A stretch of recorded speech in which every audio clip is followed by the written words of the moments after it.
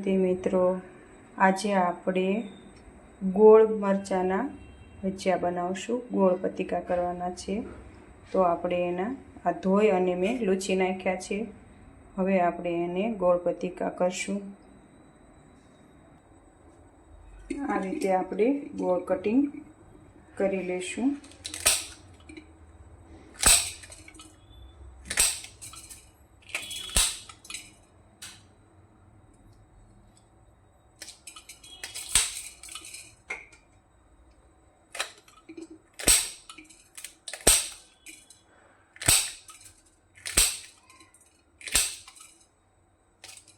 આ રીતે આપણે બધું કટિંગ કરી લેવાનું છે। જો આપણે મરચાં કટિંગ થઈ ગયા છે। હવે આપણે મીઠું થોડુંક નાખીશું અને એક અડધું લીંબુનો રસ નાખવાનો છે।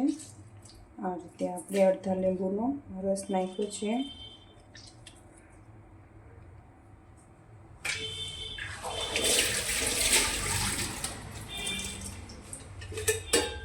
હવે આપણે એને હલાવી લેવાના છે। જો આ રીતે આપણે એને હલાવી લીધા છે।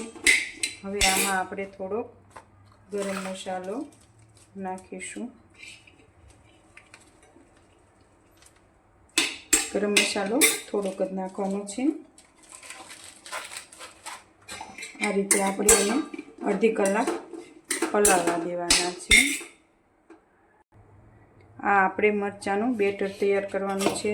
મેં 4 ચમચી ચણાનો લોટ લીધો છે અને 2 ચમચી હું ચોખાનો લોટ લઉં છું, જે આપણે ઝીણો આવે એ, અને સ્વાદ પ્રમાણે મીઠું લેવાનું છે।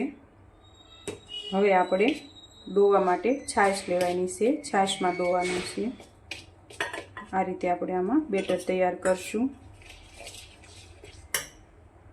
આપણે ચણાનું બેટર તૈયાર કર્યું હતું એ અને મરચાં છે। હવે આપણે મરચાંના ભજીયા પાડી લઈએ।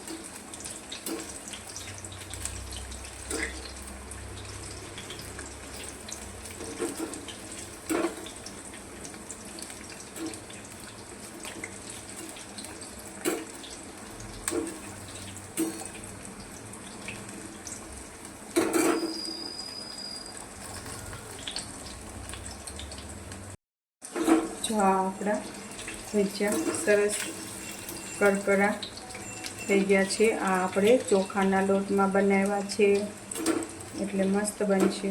આ જો આપણા રેડી થઈ ગયા છે ભજીયા બનાવેલા, તળાઈ ગયા છે। હજી તમારે આનાથી કુરકુરે થવા દેવા હોય તો બનાવવાના।